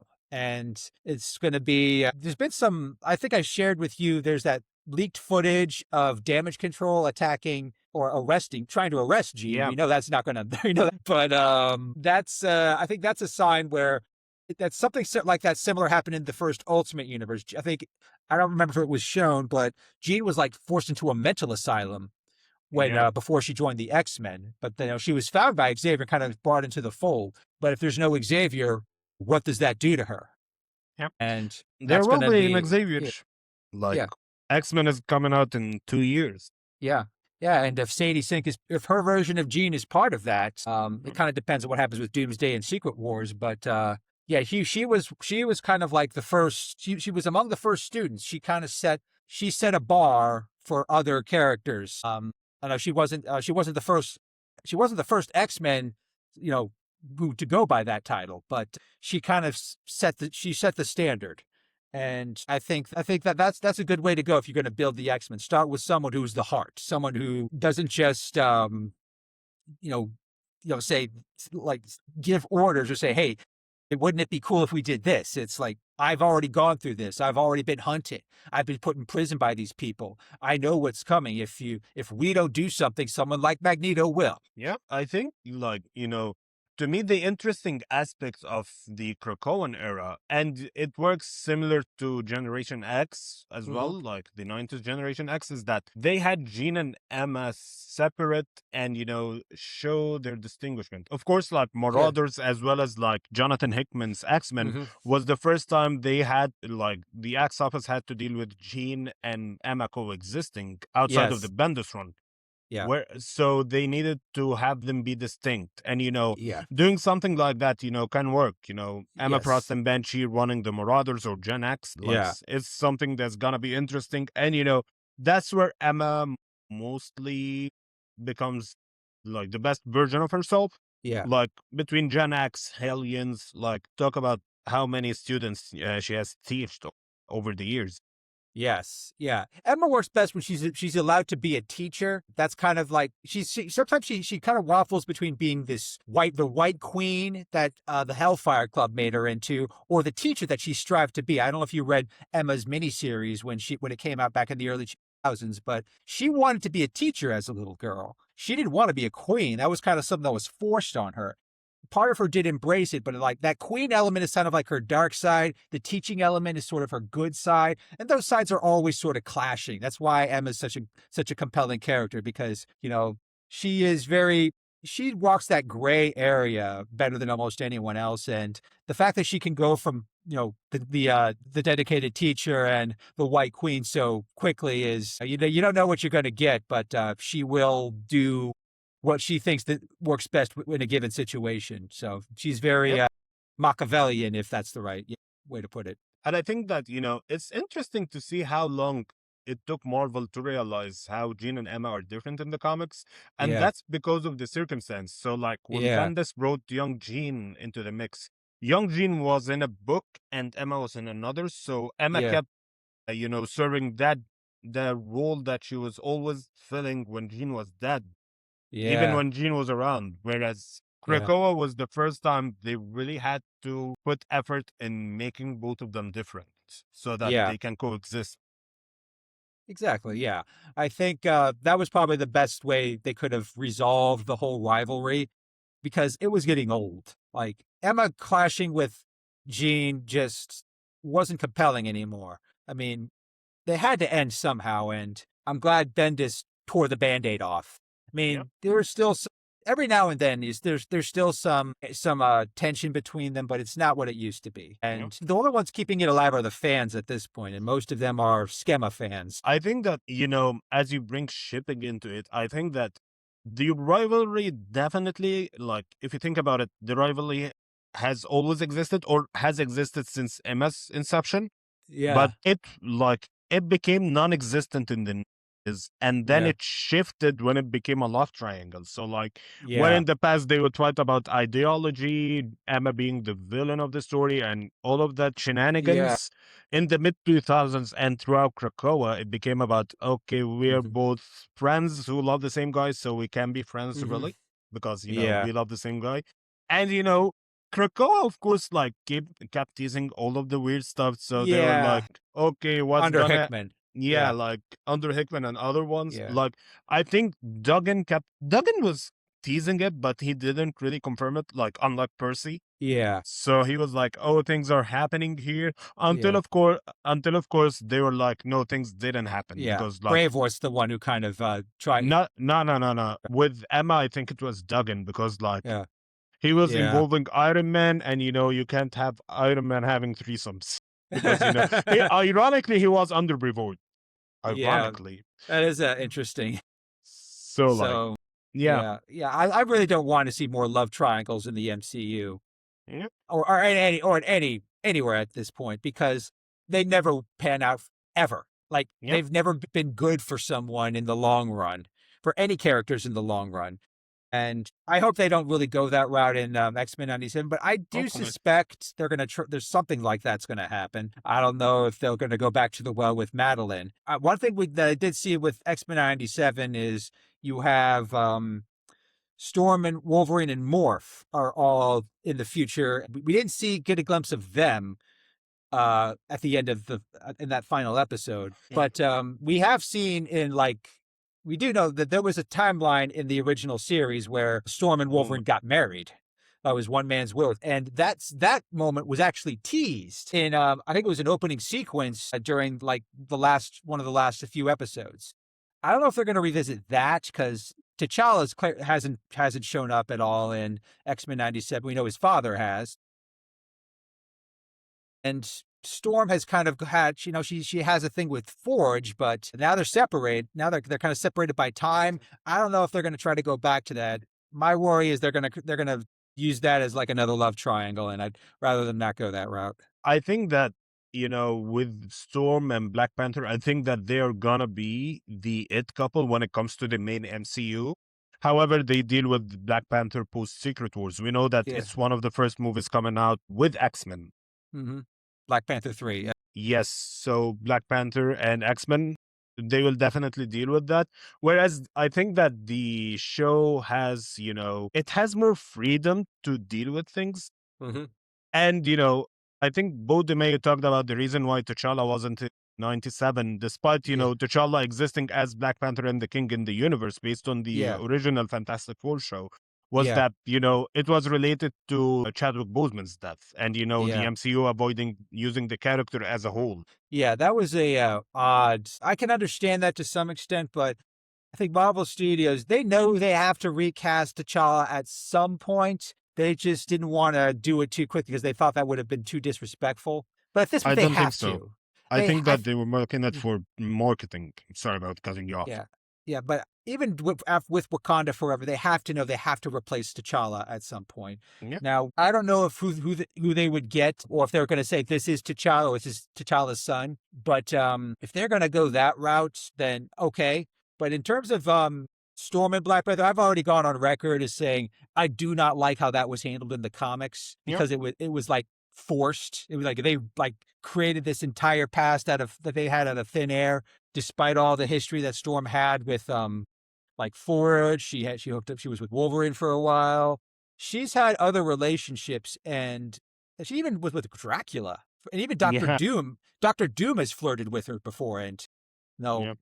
There's like Storm is one of the only characters Doom respects, which is saying something. So I do wonder what they're going to do with the MCU. But with respect to X-Men 97, I don't want to see her get caught up in a love triangle. She's the last character who deserves that. I don't know. I think that she'll either be with Forge and stick with it, or that she'll end things with Forge and be with Wolverine. I don't see a love triangle, I hope so. especially because, they will not put Wolverine in 100 different love triangles at the same time. Like they have him and Jean and Scott. You'd have him with Storm as well. You have the undertone that there is one side love between him and Morph. Yeah. That's Uh, give Wolverine a break. Yep. Yeah. Yeah, we do see also with the teasers that he's going to have that like beast form. He he has no The feral adamantium, form. the Yeah. feral form that is going to be like he's probably going to be really like I imagine Cal Dodd's going to do a lot of snarling for the voice work. I did meet him at Comic-Con last year. He even mentioned, I don't know if I shared this story with you. He mentioned he actually recorded some lines for season 3 already. Yeah. And one of the he sees one of the episodes is going to be like an adventure that's just Wolverine and Jubilee. Yeah, that's gonna be great. But one thing I don't know what they're going to do if they're going to bring in Mariko. In the old cartoon, they didn't mention her. They brought in Lady Deathstrike. They brought in Yuriko, but not Mariko, which I don't know if maybe that would be the end game, just to give Wolverine a love interest that isn't part of a love triangle. Probably. That might be the best case scenario, but I would be fine if he ended up with Storm, Yeah. considering they had that alternate timeline in the original show. I would not be at all. I just I don't want to Storm Forge Wolverine love triangle or any love triangle whatsoever. That's too much. I think that, the shows that probably is gonna introduce Marco, especially with season two hinting at, I don't know if it's confirmed or not, but I've seen this on Twitter. Apparently the Psylocke in the show is Quanon and not Betsy. Really interesting. I I've seen that. I don't know if it's confirmed or not. Well, I didn't dig deep into it. I'm looking at the teasers right now. I am seeing Psylocke is part of the team with Cable, Sunspot, Jubilee, and Yep, X Archangel. Force. Yeah, I think I don't know. Like I've seen that somewhere. I'll look into it and see if it's real or just someone just saying Yeah, it. But yeah, yeah. like if they do that, then America is definitely on the table. Okay, makes sense. And I think that everything is on the table unless it's related to the larger MCU. Similar Mhm. to last season, how Wolverine had a minimal role and Kang and Deadpool were not allowed to be Yeah, in the show. That's because all of them were like being used in the mainline MCU with yeah. like the Kang stuff, Wolverine and Deadpool, etc. Yeah. Yeah. But I would suspect any Kang plot they might have had for season two is gone. They're not gonna, bring Kang into the picture. Yeah. Yeah, They didn't that's have I yeah, think that they didn't have plans for him because he was used in the MCU at the time. yeah. Ironically, I think that they might have plans for him now that he is not an MCU main character. Hmm. That Yeah, could so bring maybe him in. yeah, yeah. And also they weren't allowed to use Cassandra Nova either, if memory serves Yep. me right. That's why Yep. she was, despite Cassandra her as well. being having a big role in the Genosha massacre, yeah, they had to change that because they were using Cassandra Nova and Deadpool and Wolverine. So I do know that's Yep. true. And I think that something else is interesting is that we know for a fact that Ryan Reynolds has been talking to Marvel about doing something similar to Exiles with Yes. Wolverine and Deadpool and maybe other characters. The latest rumors have it including Halle Berry's Storm and Hmm. some other character. I can't remember who. Yeah, And I think that alongside the fact that Marvel is considering doing X-Men without Wolverine for a while, I'm fine with that. yeah, I think that it's gonna work well. I know some people are, sad about it, mad about it, but it happened before. And that's one of the opportunities that Fox wasted in almost a decade because, they had like X-Men movies without Wolverine, multiple of them, and a couple of Yes. them worked and others didn't. And Yeah. it was all not related to Hugh Jackman not being in there. Hmm. In fact, Hugh Yeah. Jackman was in X-Men Apocalypse, although a Yeah. short time, but he was in that shitty movie. Yeah. Very briefly though, but Yeah. I think you can't build. We've seen with the Fox movies, you put Wolverine in the movie, you're going to be tempted to make it all about him, and at that point, like the Fox movies, I've said this before, they turned the X-Men into basically NPCs. Their only purpose in the Fox movies was to prop up Wolverine. You Yep. can't do that in the MCU. Give Wolverine a solo movie, great. Have him follow his own plot, great. But he can't be the one. He is not he is not the end all be all of X-Men. Yep. Even the X Men animators in X Men '97, they get that Wolverine's a supporting character, not Yep. the central character.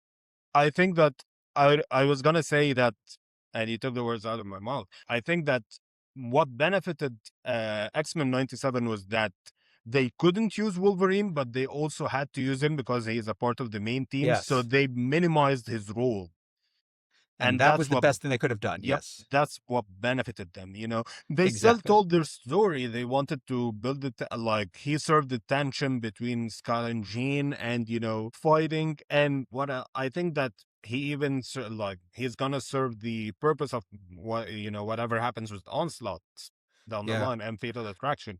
yeah, But and he was yeah, minimal. Like you didn't see him do anything drastic or anything major. exactly. Yeah, and I think he also in his feral form, if that's going to be, they're going to follow that plot. That eventually leads him. I think he gets his adamantium back when he becomes a horseman for Apocalypse or something Yep, like that at some point.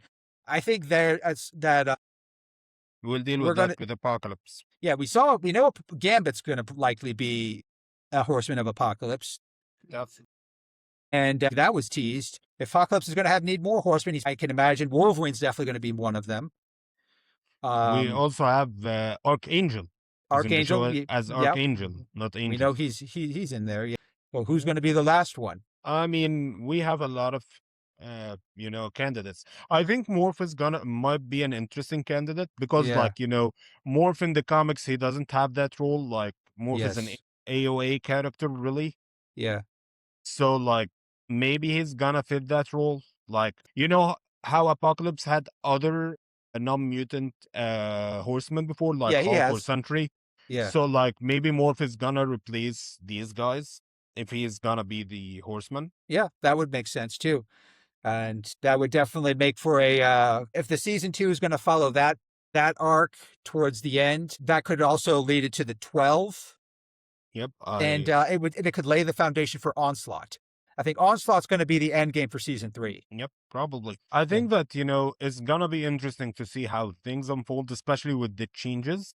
Yeah. And, Marvel not allowing characters to be sacrificed because we know Yeah. that, Marvel is not gonna let anything happen to this roster of X-Men. Like, Yeah. they're not gonna kill Jean, they're not gonna kill Scott, Yeah. Well, they need Jean now, given that she's going to be And in the FCU. yes, and, even Gambit, like, Gambit Yeah. has been one of these, like, he has appeared in Deadpool, he's in Yeah. Endgame, people are excited Marvel about that. Rivals. Yep.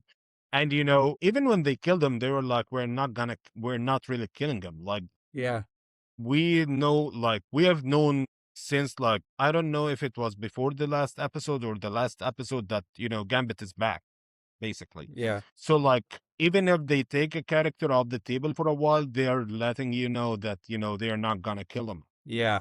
Yeah. It's coming. Because I also think it was Lenore Zahn who voices Rogue and said she thinks Gambit is Rogue's endgame. And I think they're going to build back towards that.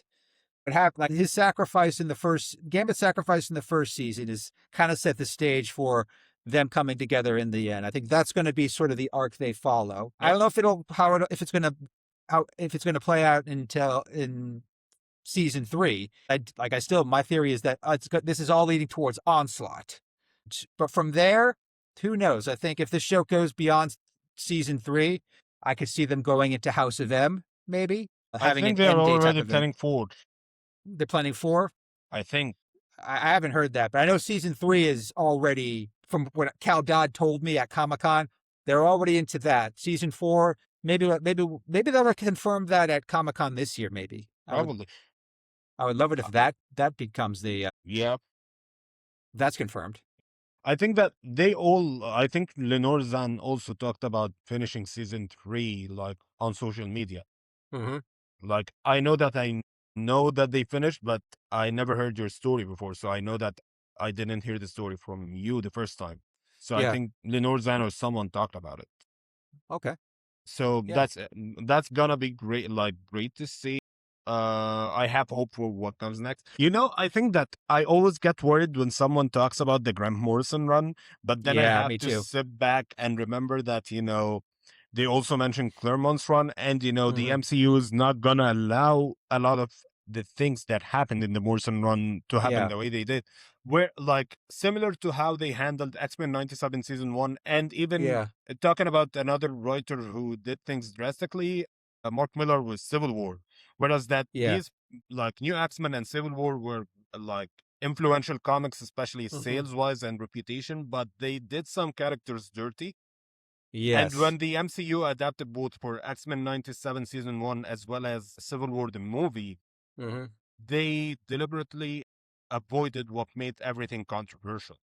Yeah, that's the thing. I think that's worth mentioning about Morrison and Miller in the early 2000s. That was one of Marvel's, like, edgy for the sake of edginess type eras. That was like when the Ultimates really hit it big.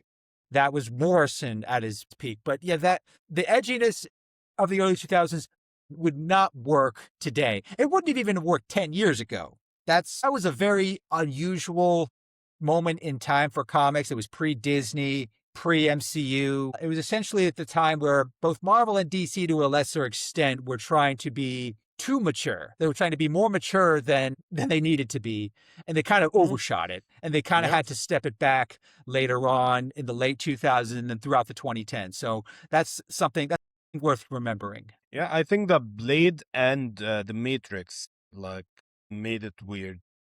Oh yeah, that's a good point. Yeah, that definitely had some influence. Yeah.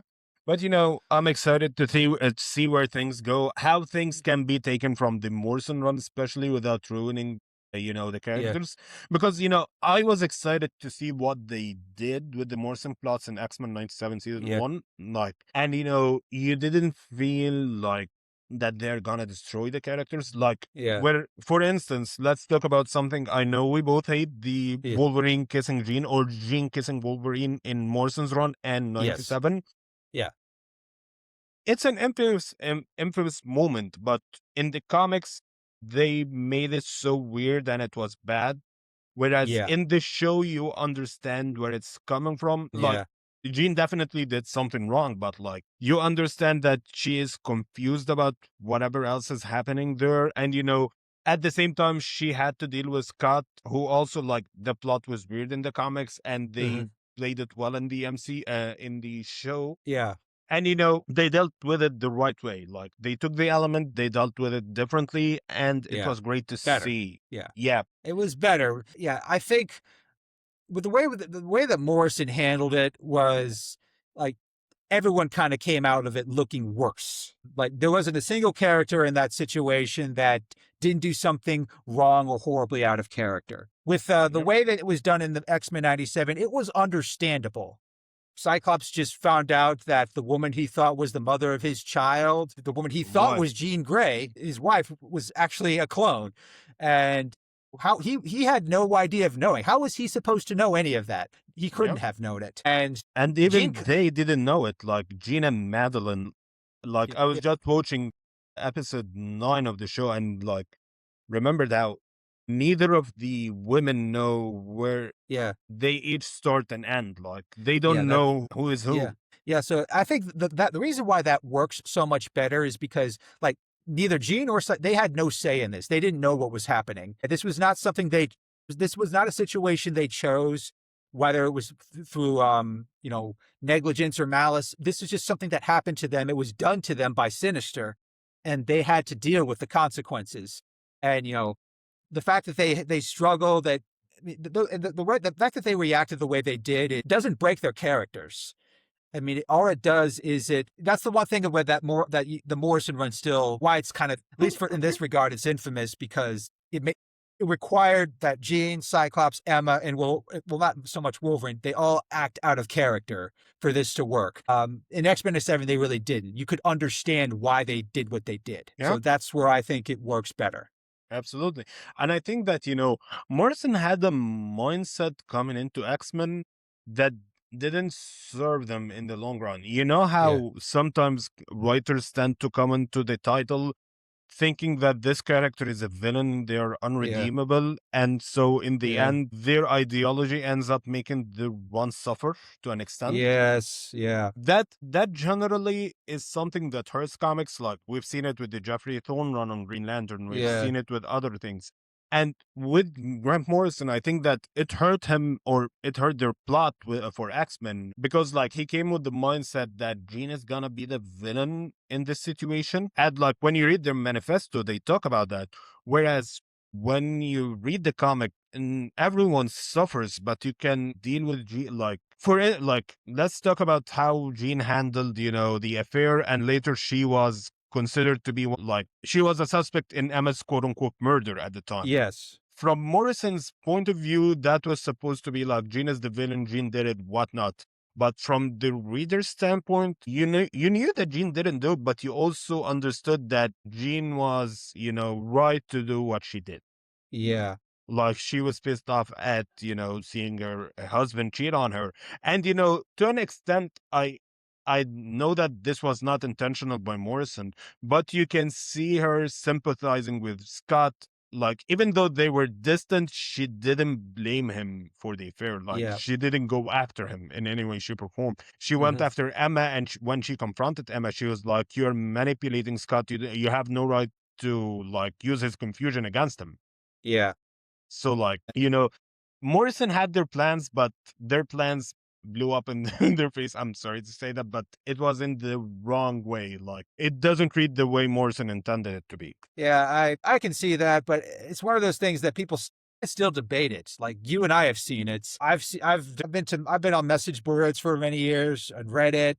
The topic of who was in the right and who was in the wrong during the Morrison run never ends, and it always kind of comes back to, which character Your do you favorite like character. more? Yes, Yeah, that's it. I think that, yes, sir. it doesn't work. All it does is sort of, it's really selective. And it's another thing where this is the sort of thing where it's kind of being edgy and controversial just for the sake of it. I mean, I talked about this in the video about why Cyclops and Emma were doomed, which Yeah. is something I love spamming to on social media to certain people. You might have already seen some of it.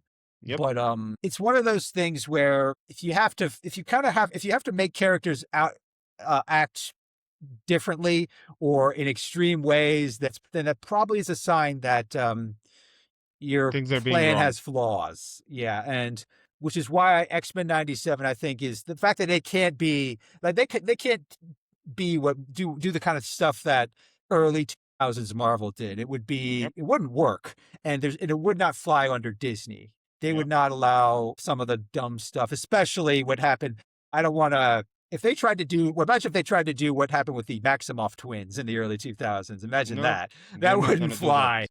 That was, I always look back on that and I'm like, I laugh at that now, but back then I was like, where are they going with this? Are they really going Yeah. to push incest on this level? Yep. And that's just a shine where they just kind of, back then I look back at that and I'm like, they do that sort of thing because it's edgy, it's wrong. It says, it's something that's taboo, and it's basically Yep. trolling with pre-social media. Yeah. I think that, Marvel definitely understands the shortcomings of the Morrison run specifically, given Yeah. that how many times they like retcon stuff out of it, but then bring it back, then, Yeah.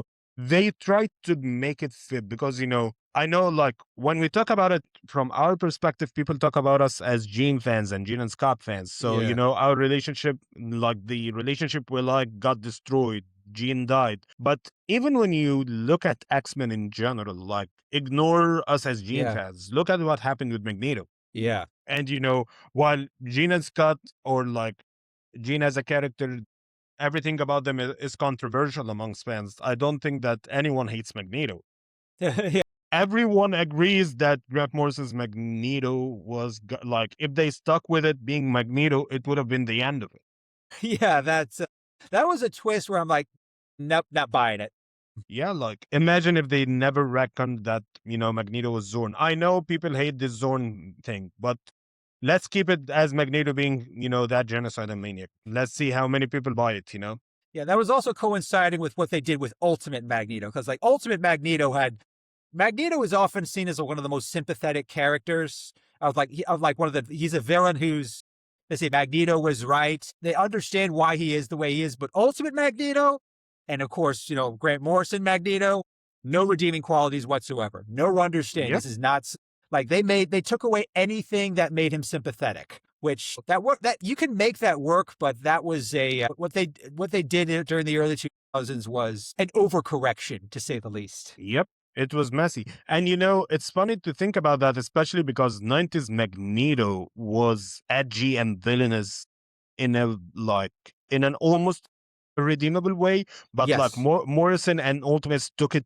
to the extreme. Like, Yeah, way to an extreme. And it wasn't just an extreme, it was an absurd extreme. Yep. Like they were like daring you to sympathize. Yeah, we're going to make him the most as irredeemable as possible, even though most versions of him are not like this, which is like it was like a weird, they were trying to again, it was edgy for the sake of being edgy. And absolutely. that doesn't work in the long run. Yeah. But, all of this is to say that we have seen the director of X-Men and Thunderbolts talking about how he loves the Claremont run and the new X-Men run by Grant Morrison. And, despite, even I feel that sometimes that, loving the Morrison run would take things like lead to the wrong things. But, Yeah. of course, like everyone has the right to love or hate something. But, from a certain standpoint, you have to look at, what do they mean by they love the Morrison run? Are they going to adapt it one to one or like, Yeah. change elements about it? And, Yeah. that's always the thing about it. But, no one loves the run 100%. So Yeah. even if they say that they love it, you can determine that they're Yeah. going to destroy characters because of that, Yeah.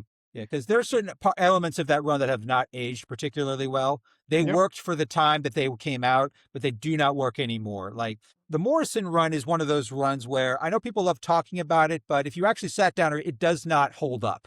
It Yep. just doesn't. I read it semi recently, like a couple of years ago or something. Nope. It doesn't hold up, and neither does the original Ultimates. Again, it was a Absolutely. big deal when it first came out, but if you go back and read it now, it does not work. It feels Yep. like the characters just don't feel right at any capacity, Yep. especially the Maximoff twins. Yep. I know I I keep think, coming back to yep. that, but I think they're just the most extreme example. Yeah. Yeah. Yeah. I think that, talking about, what things can they adapt. I found that, I was listening to Alex Becknadal's interviews with Escape the Multiverse Yeah, recently. And one of the things I found fascinating is that how Alex as a person loves new X-Men, but, like us, all of us, he doesn't worship it. Like he yeah, has his takes on it. Like, for instance, he does not like Scott and Emma yeah, and he loves Gene and Scott, but you wouldn't take that to be a thing from someone who says that New yeah, X-Men is their favorite run or one of their favorite yeah. X-Men runs, but those people exist. So Hmm. I don't know. Let's see how things go, I guess. Yeah.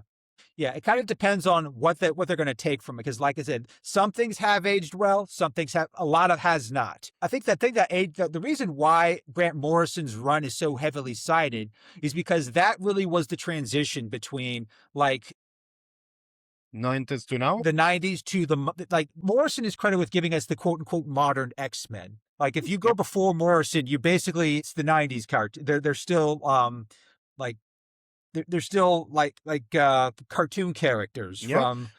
from 90s kids, but 90s, 80s, and you can even go back to like the 60s. So there's yes, the period from the 60s to 2000 and then from 2001 to now. Yeah. yeah, exactly. So I do think I think that's why Morrison's run gets cited so often. But it kind of depends on what you take from it, because what it really did was it sort of took mutants into the 21st century, and it really made their like the story of the X-Men a lot more serious. It wasn't just heroes fighting villains. It was a lot more it was darker in a lot of space. Yep. Like I think the best one of the things from the Morrison, what I would love for the show to tackle, although it might be tough, is the U-Men. Remember the U-Men? Yep. The fact that they were like taking mutant organs, or they have like mutant growth hormone to create. Those are elements from the Morrison run that I think would work. That you could adapt those, and that would work great, not just in X-Men, but in the MCU as well. They might do that, but they will take it to a less extreme. They will do something Yes. similar to 3K, for instance, Yeah. or I don't know, like even take it a bit into the ultimate territory and more than, Hmm. Morrison territory. Because, like, the Morrison territory is not X-Men type movies because, X-Men has to be PG-13. Yeah. Like, that territory would go into maybe something like Jessica Jones or a Wolverine solo show where, Yeah. like, we can talk about experiments from the dark side of things, harvesting organs, all of that stuff, Yeah. which I mentioned Jessica Jones because we dealt with it to an extent in Jessica Jones season 2 Yeah. when she was exploring the experiment that resurrected her. Yeah. Yeah. Yeah. So yeah, those are all elements from the Morrison run that do, I think, hold up. And we've already, like you said, we've adapted some of it. I do think things like mutant growth hormone and 3K is kind of of like a spiritual successor of sorts to what Morrison did. That Yep. is something that those are elements that do work. Yep. And Because but Michaela's Dertron. I don't know if you remember yeah, that. yeah, I remember he mentioned it, but it's a matter of, how do you sift through the stuff that was just edgy for the sake of being edgy? And that's the one thing that I really hope that they can filter out, because there's a whole lot of stuff with the Morrison run we could talk about. I think we talk about how at one point Emma wasn't even supposed to be on the cast. Yep. Morrison originally wanted Storm instead of Emma. Can you imagine what his run would have been like if he had had Storm instead of Emma? Yeah, How would that have played out? it wouldn't have been great. And that's my point. Like when someone mentions, "Oh, Grant Morrison is the best X-Men writer of all time." Yes, Grant Morrison is a great writer. He is not the best X-Men writer of all time No, he's because not. their understanding of X-Men is so limited even to this day. Yeah, Like I know that people now like the 2000 Cyclops, but the Morrison Cyclops is not the Cyclops you guys like. I know some people think that, but it's not the yeah, case. People love these Cyclops. They came after Morrison. yeah, The like what Joss Whedon made with him, what even Bendis in like House of M and the other stuff, yeah. Brubaker, Fraction, like the Cyclops people attribute to Morrison isn't Morrison's Cyclops. Pretty much, yeah. It's a kind of an yeah. It's a strange dynamic when you break it down because it kind of you get what he was trying, why that run matters, Yeah. and you get why because there's like an entire generation of people who like I'm kind of I'm of the generation where the '90s X-Men cartoon was big when I was a kid, but we got new generations of fans who, for them, getting into comics, they had the Morrison run, they had the first Ultimate Universe. Yeah. That was their introduction, and now we've got another generation coming up who they, Bendis. yeah, they had I was Bendis's surprised, work. but yeah, Bendis is work, and like Bendis's X-Men is an entry point to a generation, which is great. Exactly. Yeah, makes me feel old Yeah, because yeah, the fact that I'm old enough to remember the original Clone Saga of Spider-Man, yeah, and I remember how that was a fun time to be a yeah. fan. But I think that the Ultimate Universe adapting Gene, as well as Bendis, and both of them being entry points, is what saved Jean Grey in Yeah, the long run. yeah, yeah. Yeah, Because yeah, having at least some version of Jean out there, they needed that because she was even when she was dead, she was still popular. yeah, And I mean, I remember I still went to Comic Cons when she was dead, and I still saw a lot of people dressed up as her. yeah. And you had, and even like there was a time like when X-Men Evolution kind of that version of Jean was sort of more prominent than what was anything we saw from the Morrison run. Yeah.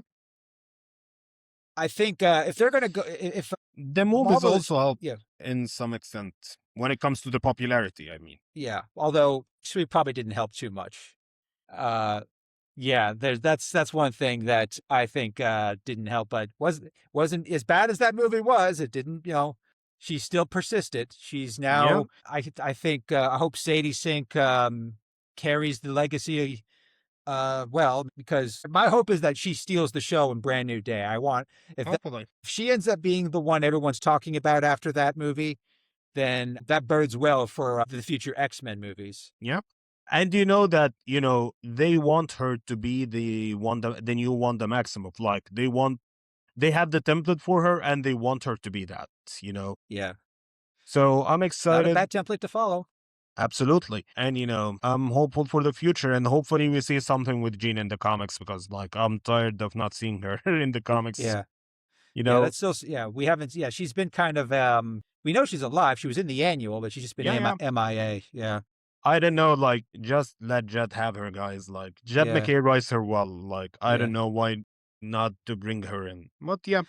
I think maybe we'll see something's probably going to happen as we get closer to the release of Brand New Day. Yeah, and Um DNX. and DNX, yeah. Yeah. Cuz I do think that Marvel and Studios and Disney, even though we don't like the word synergy, I think that's a dumb word that Yeah. if I had my way, we would remove it from the English language.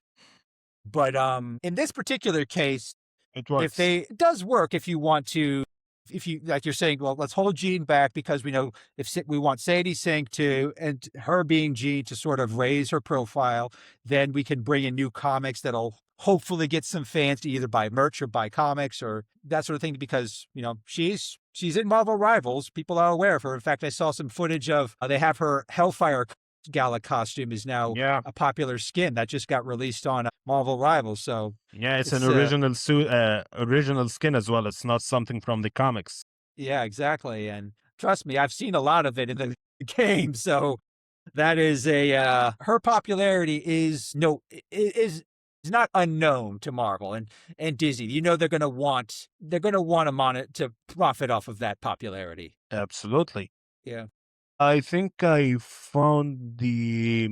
found what I was mentioning earlier with Quanon being mentioned, or Okay. I think it's some sort of a power card having X-Men's, the X-Men characters, and it shows Psylocke's name as Quanon. Let me send it to you really Yeah, send it quickly. to me. Yeah, because I think I remember the old cartoon. She had when Psylocke only showed up in like one episode. She had a British accent. I don't Yeah. know if they're gonna how they're gonna deal with that. Retcon. I think You know, they might yeah, have retconned it or something. yeah, Because, kind of like what they yeah, like they do with T'Challa. maybe because in the first season we've seen some Krakoa influence with Genosha, so maybe there is Yeah, some Krakoa influence here yeah. as well. Did you We'll get it? see. Yeah, I'm looking at it right now. Let's see. Let me bring it up. If they're gonna use the Quanon route, that's yeah. It says Quanon Tokyo. That's a real name. So maybe I don't know. Maybe they'll mix something up. Maybe something happened with Betsy off screen between then and because I was trying to remember. I remember when there was a time when Betsy and Psylocke and Quanon and Betsy were separated. And they were two different characters for a while. I think it had something to do with there was some cosmic cube shenanigans. Yeah. Or maybe in the 90s when both of them were occupying both bodies, but like Betsy's body had a part of Betsy and Psylocke and vice versa. It was it was around the Yeah, time of Jean and Scott's wedding. I think like yeah. issue 24 through 27. That Hmm. was kind of weird. Okay. Yeah. We'll see if they actually address that because I know the whole body swap thing was that's a plot that if you tried to do it from today would not fly.